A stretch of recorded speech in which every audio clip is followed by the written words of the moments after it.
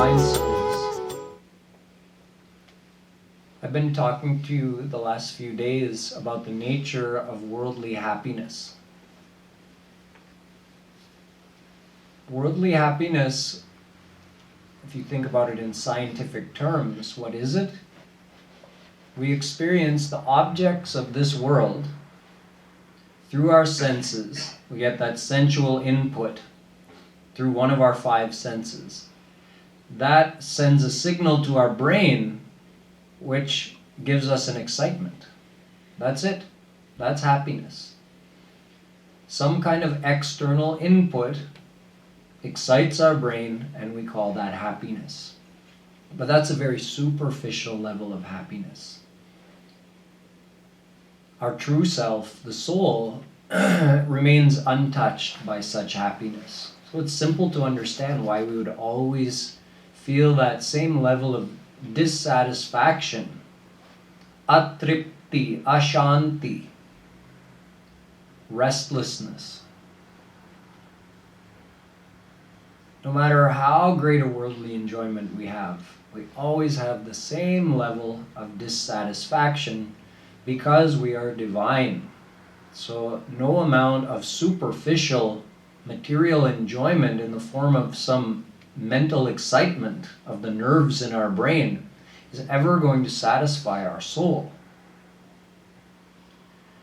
That's why the amount or the greatness of what you have in this world doesn't really change the amount of satisfaction that you feel.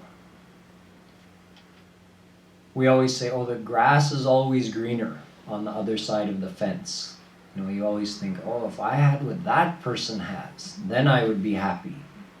But before we run after what that person has, do we take the time to consult with them? Are you satisfied with what you have? No, we just assume. They have more than what I have, so they must be satisfied. But the truth is that a cow out eating grass in the pasture, chewing on that nice green grass, gets the same amount of happiness that a king eating his chappan bhog experiences in tasting those delicacies prepared in his royal kitchen. The same amount of happiness. Dekhne mein antar hai, bas. Lekin andar ek hi baat hai. Both the king and the cow feel some happiness tasting that food that they're eating, but they still feel dissatisfied. A beggar and a queen both get the same amount of happiness embracing their child. The beggar may not have proper clothes to wear. They may be dirty and ripped, tattered. She may not have proper water to bathe in. Her child may be dirty, ill, kurup, all of these things. Whereas the queen is well-dressed, well-mannered, clean. Her child is educated, handsome, well-groomed. Yet when that queen embraces her child, she experiences not even a little bit more happiness than the beggar gets embracing her child. Both get the same amount of happiness. Because the happiness we receive, as you learned yesterday, is based solely on the amount of attachment we have to that person or thing. So the beggar is equally attached to her child as the queen is attached to hers. Thus, both feel the same excitement in embracing their own child. They don't feel the same excitement in embracing someone else's child. You would think if the beggar was given a chance to embrace the queen's child, oh, there must be much more happiness in that. Not for that beggar. Let's say there's someone who goes to a fair like Kumbh Mela or something and gets separated from their 5-year-old son. They go to the police station and say that, have you seen my son? The police officer says, can you give me a description? So she describes for him. From the description, it sounds like this is not exactly a good-looking child. He's got some physical deformities, and just in general, something if you lined up a bunch of children, you wouldn't say, oh, this is the most beautiful child. Now, after hearing the description, the police officer says, I don't think we have your child here, but there are these 4 or 5 other children who got lost today and no one's come to pick them up. Why don't you take one of them home? From the sounds of the description of your child, each of these children is more beautiful than your child. Why don't you take one of them instead? She says, no, I can't eat, I can't sleep until I get my child back. Because she's attached to her child. She's not going to get any happiness from these other children. It doesn't matter how beautiful they are, how educated or well-groomed they are. None of that matters to her. She's not going to get any happiness from them because she's not attached. Simple. Whatever you're attached to gives you happiness. So we get our own self-created happiness. There's a really to-the-point analogy which is used by Jagadguru Shree Kripaluji Maharaj. He says, just like a dog chews on a bone, you've probably seen how excited a dog gets if they get a bone to chew on, and they'll spend hours biting into that. Why does it taste so good to them? Because as they're chewing on that bone, it actually causes their gums to bleed. And the blood gets on the bone, and they taste that. And they think the blood is coming from the bone, and they think, oh, what a tasty treat. This is what we do. It's our own created experience. We create the attachment through positively thinking about that person or thing, and due to the attachment, we feel happiness when we get that thing. But the truth is, if we look at it, there is some kind of dukh in every step of getting what we want. Look at it like, how do we start? We start with a desire. You want something. Does wanting that thing actually feel good? No. It means we don't have what we want. So that's a form of suffering. Then what do we have to do? We have to try to get the thing. We plan and we execute accordingly. The trying to get it, is that enjoyable? Not really. We're still without it, and it takes so much stress and effort. So that part isn't giving us happiness either. It's another form of suffering. Then we get the thing. What happens then? Momentary enjoyment. However, that momentary enjoyment is there side by side with the continuous dissatisfaction. Even while you're enjoying, the dissatisfaction is still there deep inside. Like that voice that just won't shut up. Like, leave me alone for 1 minute. Nope, it never stops. This isn't it. Okay, go ahead and enjoy, but this isn't it. That little voice inside always keeps saying that. So even while we're enjoying, we're not really enjoying that much. Plus, while we're enjoying, there's also fear. Oh, what will happen if I lose this thing? Then my enjoyment will be taken away. So even while we're enjoying, we're worrying about losing that thing, about losing that happiness. And then inevitably, because it's the nature of the world, we do lose it. The happiness is broken somehow. Then, of course, obviously that's a form of suffering. So you see, in every stage of desiring, planning, acquiring, even enjoying, and then in losing, we suffer. Look at a specific example. Let's say someone decides, I want to become president of the United States. Now he's got a desire, or she's got a desire. Again, the desire is not giving you any happiness. It's an ambition that it's a form of restlessness. So then you strive to become president. You think campaigning is fun? I don't think if you asked a single politician, they would say, I love to campaign. If they finally get elected, now the real hard times start. Can't go anywhere without 100 bodyguards around him. Every second of every day is planned. There are 100 people from 100 different directions presenting their own special interests, desiring some special favor, trying to influence you. You have 100 different things to worry about all at one time. So many people depending on you. You have the opposition party taking every mistake you make and magnifying it, and taking every good thing you do and twisting it into something bad. You have the press, the media to deal with. So you have stress, fear, and then inevitably you lose your position. So that's also not a desirable thing. So in the end, you're no longer president, and then you're not important anymore.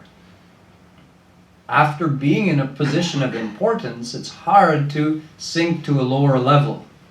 You were the most powerful, and now nobody really cares. They give you some respect out of formality, but you're not really the president anymore. There was a story of King Chitraketu. It's told in the Bhagavatam that he had 1 crore queens, 10 million queens, and not a single child. So he was miserable. Once sage Naradji and sage Angira came to him, and he begged them, please, you have to do something to give me a child. So they said, you know, if it's not in your prarabdha, you can't have it. That's it. You should just be content with what you have and not try to overreach. He said, no, I'm not giving up. You have to give me a child. Apni jeb se nikalo, kuch na kuch karo. So in the end, they said, okay. So they went against the law of destiny, against the law of karma, and gave him this child. To his eldest queen was born a son. So you can imagine Chitraketu's excitement at the birth of his son after such a long wait. But his happiness didn't last long, because the other 9,999,999 queens were jealous now. Because there was only one queen who had a child, all the others, obviously they're not going to get the same amount of attention. So they all conspired to kill the child. And they did. Now imagine Chitraketu's state. You think he's better off or worse off than he was before he had the child? He's far worse off. So it's an example of how we create a desire. We drive ourselves mad trying to fulfill it. We get a momentary enjoyment, and then when we lose the thing, we become even more distraught than we were in the beginning. We think, we get this happy feeling when we fulfill a desire. Oh, I did it, I got it. It's like a relief, right? But what are you relieving yourself from? A self-imposed suffering. You created the desire which was causing you the suffering that made you so restless to want to get that thing, and you finally got it and you feel, oh good, now I feel relieved. But what's the use of doing that? It's like stepping in the mud and then saying, oh, my shoe and leg is all muddy. So you wash it off.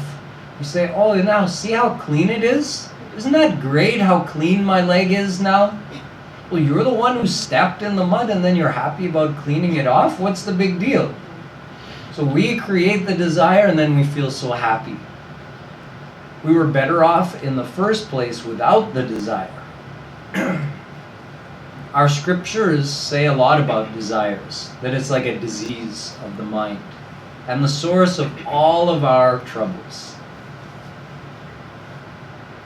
Vimunchati yada kaman manavo manasisthitan tarhyev pundarikaksha bhagavat kalpate. Bhagavatam. Prahlad says to Bhagwan, because Bhagwan was asking him, well, why don't you ask for something from me? So Prahlad was explaining, no, I don't want to have any desire. He said, he's actually explaining the philosophy to Bhagwan himself. And he says that, you know, about desires, if someone could get over all of their desires, Bhagavat kalpate, he becomes like Bhagwan. Ved says the same thing. Upasate purusham ye hyakamah. Worship God with no desires. Gita says the same thing. Vihaya kamanya sarvan pumansh charati nispriha nirmamo nirahankara sashanti madhigachati. When one overcomes all of his desires and moves around in this world, still making use of the world but being free from all desires, that person attains happiness and peace. Yada sarve pramuchyante. Ved says, again, if someone can renounce all of their desires, overcome all of their desires, then atha martyo mrito bhavatyatra brahma samashnute. He becomes just like Brahma. Yo na kamayate kinchit brahma bhuyaya kalpate. Mahabharata. Overcome all of your desires, you'll become just like God, just like Brahma. Deha dhare kar yah phal bhai bhajiya ram sab kam bihai.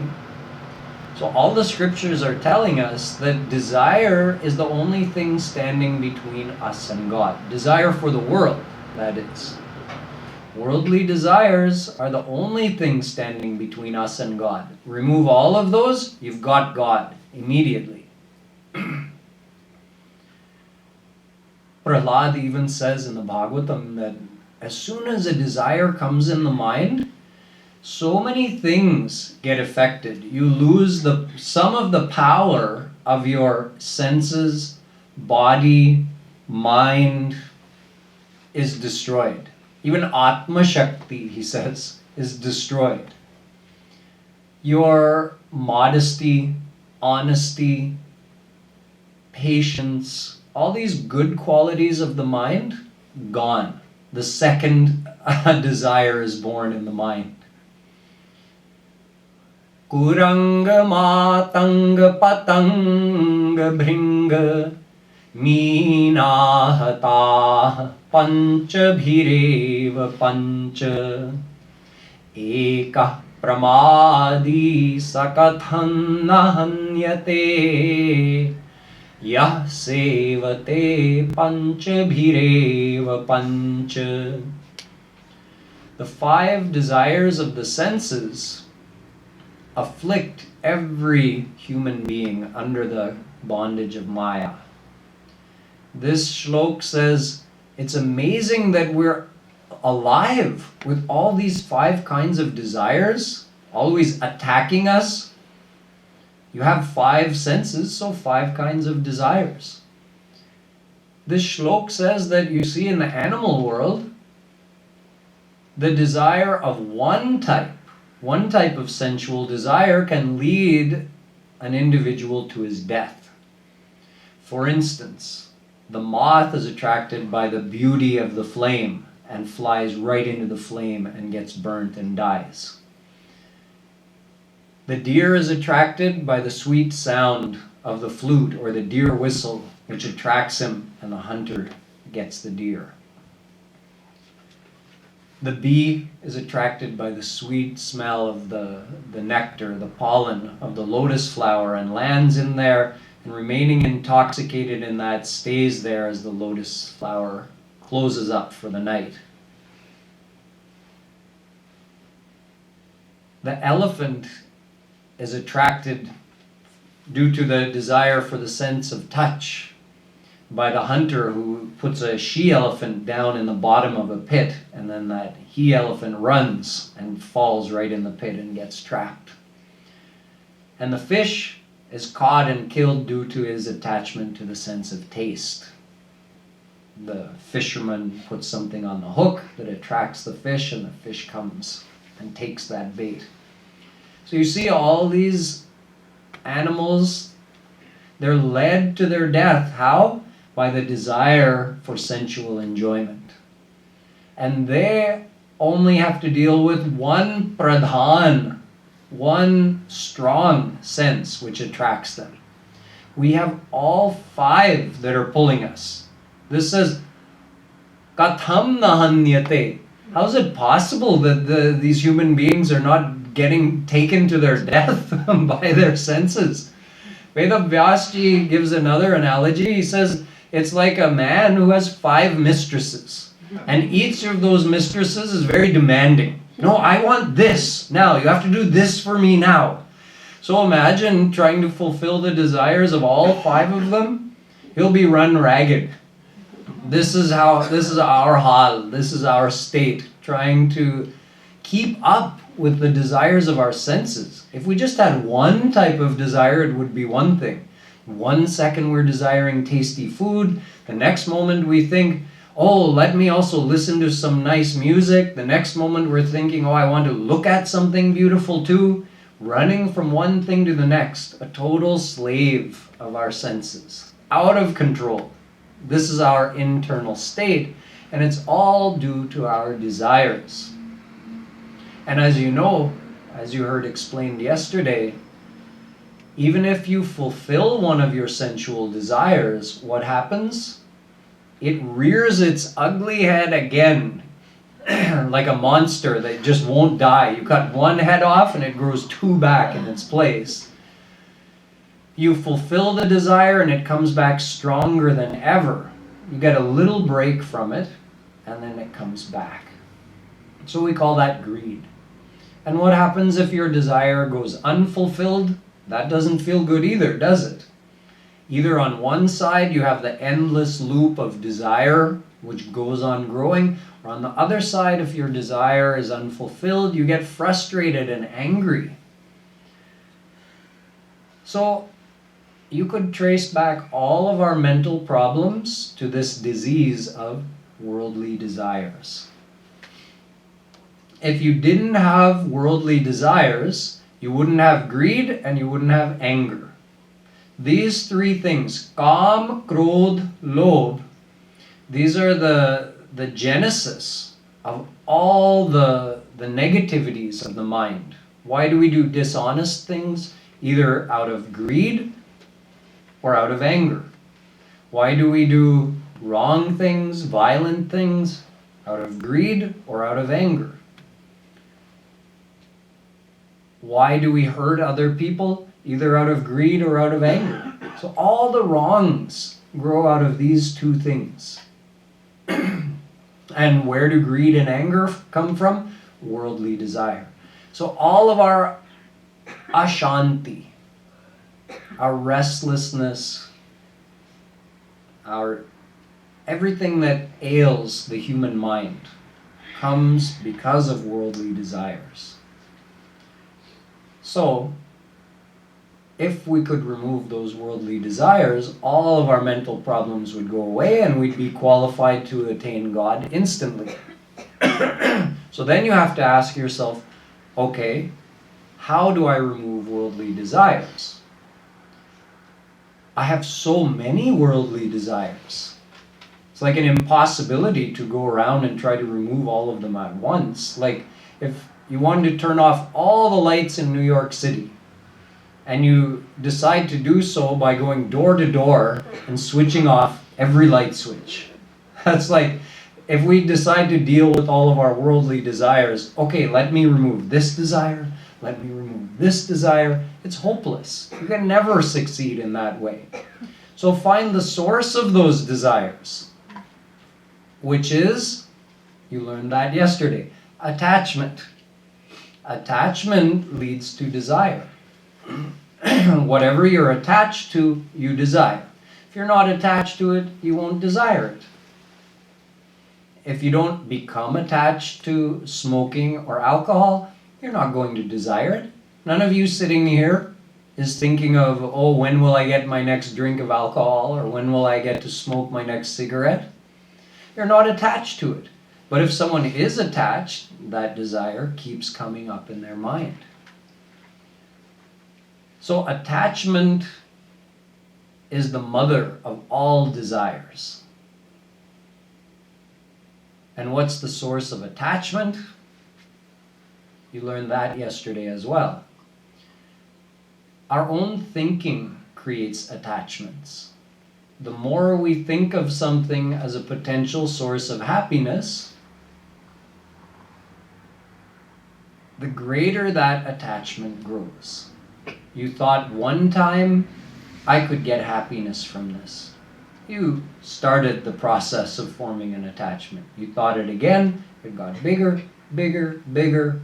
We keep thinking, we don't even realize. We do it many times every day. So, if attachment is the cause of all of our worldly desires, then instead of trying to remove all those desires, we should remove our attachments, getting closer to the root of the problem. What is the cause of our attachment? Our search for happiness. Because we desire happiness, so we form attachments in the world. Everybody has the same desire to be happy. If we didn't have this desire to be happy, then we wouldn't ever decide, oh, maybe this thing could make me happy, so we'd never become attached.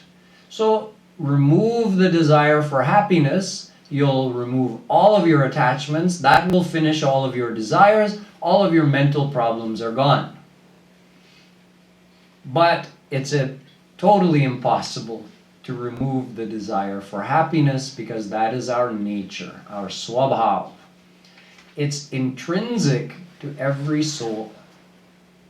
It's our identity, it's who we are. A soul means someone, an individual, living entity who desires happiness. It's just automatic. Why do we desire happiness? Because every soul is Ansh of Bhagwan, and he is happiness. So we can't remove the desire for happiness because to desire happiness is the law of nature. And the reason it's the law of nature is because every living being, every soul, is related to God who is happiness. So you can't stop desiring happiness.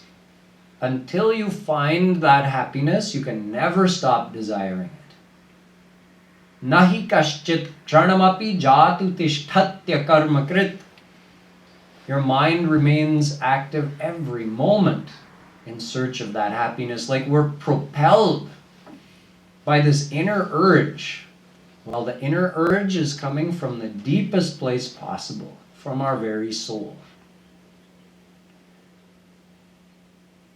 This is review. You understand that every soul is Ansh of God, and that's why we desire happiness. And it's only that happiness that we desire. But, see, the desire is, you can say it's emanating from the soul, and it reaches the mind as a feeling that something's missing. I need to get something to make myself feel whole and complete. That's why we don't get any peace, because that constant signal is coming from the soul. So until we get that happiness which is sought by the soul, we will never be able to rest.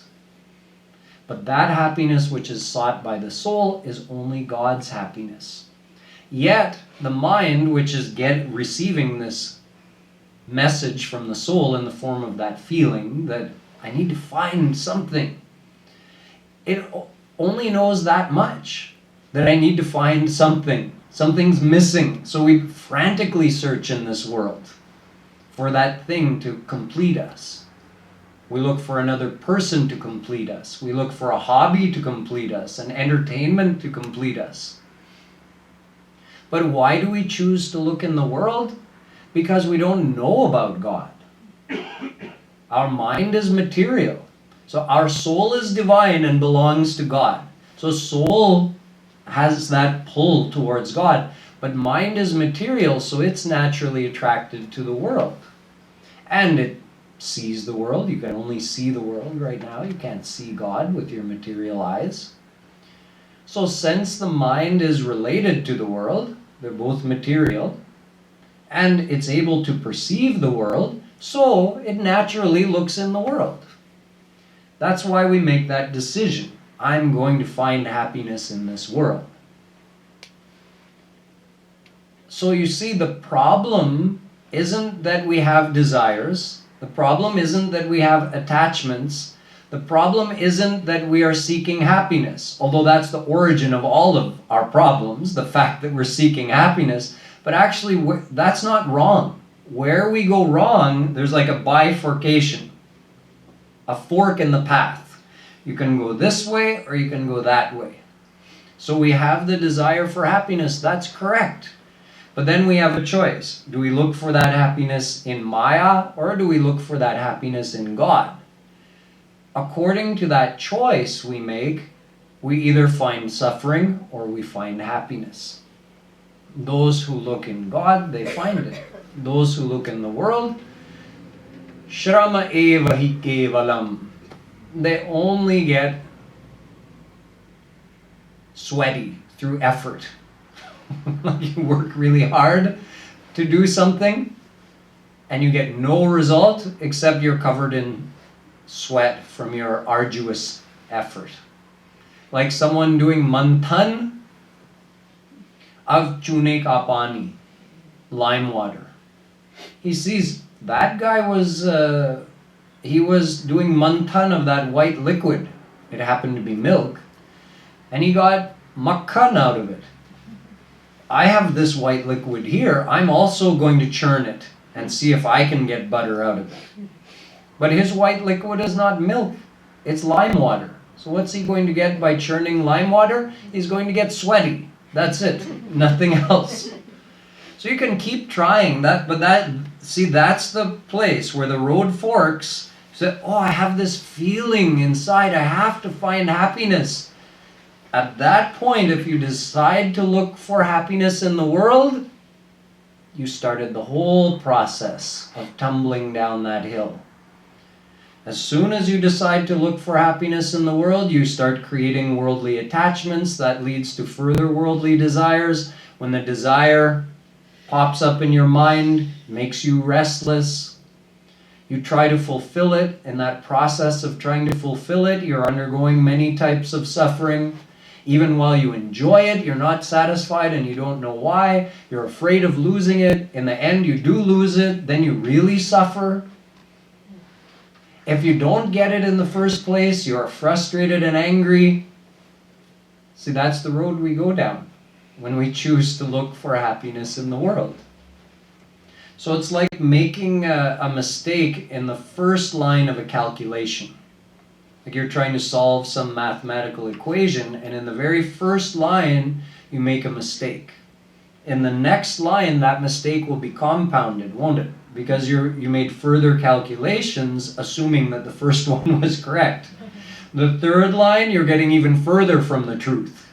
Meaning your calculation now by the third line is even more wrong than it was in the second line. And it keeps going and getting worse and worse. A compounding mistake. This is the mistake we make when we decide to look for happiness in this world. It leads to all the other problems. But where did the problem start? When we decided to look for happiness in the world. And you can say we do that because we believe ourselves to be the body. It's another way to look at it. We forget we're the soul.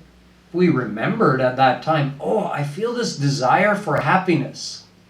If you remember this spiritual knowledge, you'll say to yourself, this desire for happiness is coming from my deepest self, my true self, the soul. And this is actually the desire for God. So let me try to reach God. So that's how you'll respond if you remember you're the soul. If you forget you're the soul and you identify yourself with the physical body, then you feel, oh, I have this deep desire for something. Something is missing, and I am this physical body, and the physical body is related to the world, so let me try to enjoy the world. I bet some kind of material happiness will make me feel whole. So our mistake is forgetting the spiritual knowledge. The true spiritual path starts with knowledge. You can't just remove all of your worldly desires and attachments, nor can you just magically create attachment in God. It starts with this knowledge. Our desire for happiness is the deepest, purest thing we have. It never leaves us. It accompanies us every moment of the day. So, when we feel that desire, when we're conscious of it, we have to remember the knowledge and direct our search for happiness in the right place, in the right area.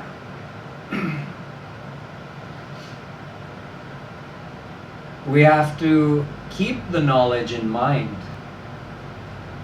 review it, keep bringing it whenever we need it.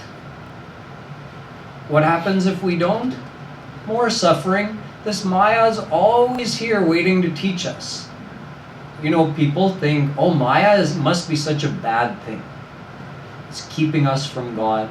Well, Maya is not keeping us from God. Our attachment to Maya is keeping us from God. If we could remove our attachment, Krishna removes the effect of Maya. Our attachment is our creation. Maya is his power, and our attachments are our own doing. So he says, you remove your attachment, I'll remove my Maya. So Maya is not to blame. Sometimes in Kirtan, written by rasik saints like Kripaluji Maharaj, we taunt Krishna a little bit, saying, hey, the whole problem here is your Maya. You put this Maya here and now I'm attached to it, so how am I to blame in all of this? Just remove your Maya and everything will be solved. But this is only, we're saying that sweetly complaining to Krishna. The truth of the philosophy is that he can remove Maya in a second, but we have to remove our attachments first. But how do we do that?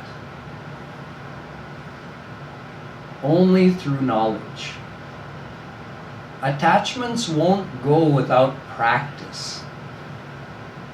So you need knowledge and practice. Abhyasena tu kaunteya vairagyena cha grihyate. Gita. Abhyasa vairagyabhyam tan nirodha. Yoga darshan. They both say the same thing.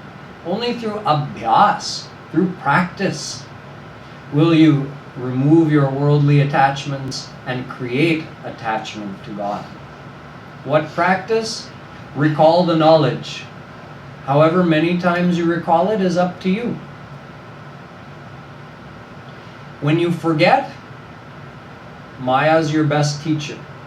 You feel that desire for happiness and you think, okay, let me try to enjoy the world. Then what ends up happening? Maya gives you some suffering. You might get a temporary enjoyment, but it doesn't last for long. It always ends. with some kind of suffering.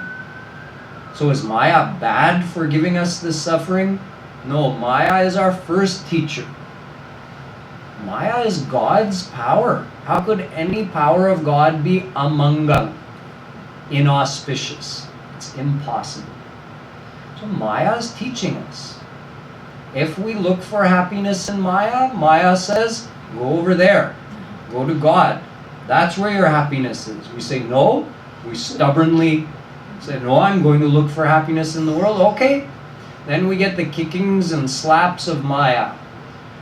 We come to our senses. Oh yeah, now I remember the spiritual knowledge. Happiness is not here. Happiness is in God. Okay, go to God.